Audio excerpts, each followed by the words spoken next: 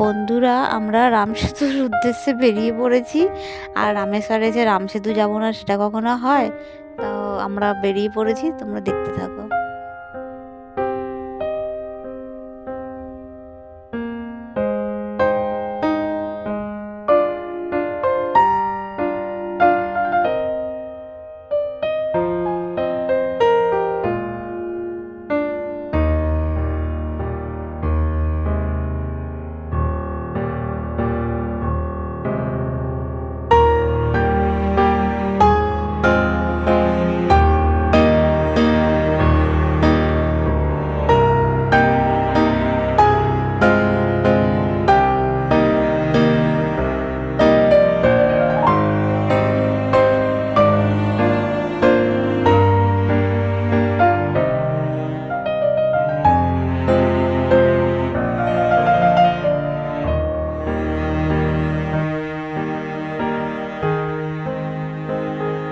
রামসেতু পৌঁছানোর আগে এই বিভীষণ মন্দির পড়ে সমুদ্রের মাঝখানে, তো আমরা সেখানেই চলে এসেছি মন্দির দর্শন করতে।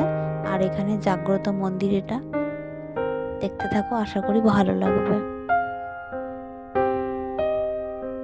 এখানে তো ক্যামেরা অ্যালাউ নেই, কিন্তু যেটুকুনি পেরেছি তোমাদের সঙ্গে শেয়ার করার চেষ্টা করেছি।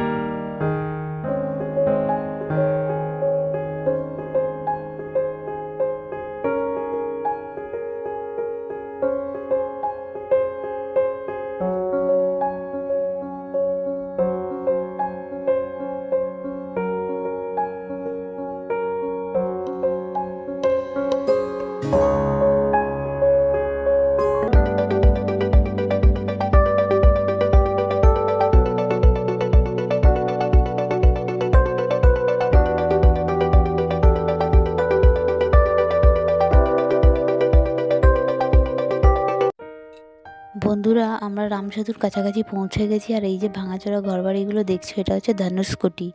1964 সালে এখানে সুনামি আসার ফলে এই গ্রামটা পুরো ধ্বংস হয়ে গেছে। হসপিটাল, স্টেশন, এখানে সব কিছুই ছিল। সুনামি আসতে এগুলো ধ্বংস হয়ে যেতে এখন সব এইভাবেই পড়ে আছে। এখানে জনবসতি নেই, দু একটা দোকান পাশারি বসে, কিন্তু এখানে একদম নির্ঝুম এলাকা এটা। বাইরের ট্যুরিস্টরা এখানে ঘুরতে আসে এইটুকুনি, কিন্তু এখানে আগে যে গ্রামটা ছিল, গ্রামটা একদম শেষ হয়ে গেছে।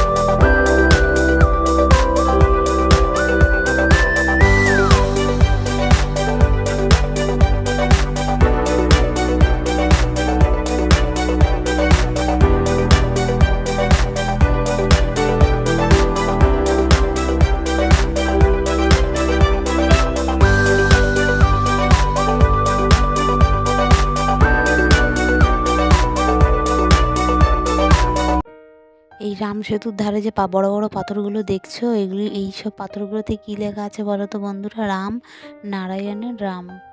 আগে এই পাথর দিয়ে এই রাস্তাটা ছিল, কিন্তু এখন পাথর সরিয়ে পাকা রাস্তা করে দেওয়া হয়েছে, সবাই যাতে যাতায়াত করতে পারে। কিন্তু পাথরগুলোতে এখনো নাম লেখা আছে।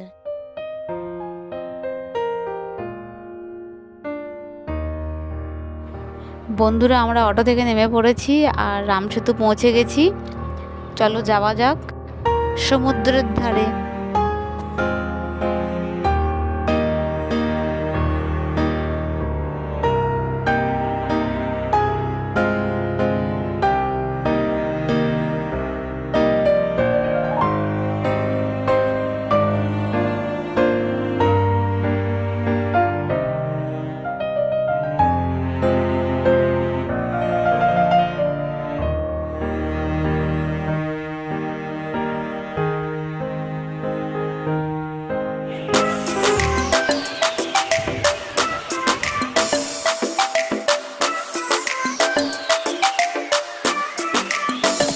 সমুদ্রের ধারে পৌঁছে গেছি। আজকের ব্লগটা এইটুকুই। দেখা হচ্ছে আগামী ব্লগে।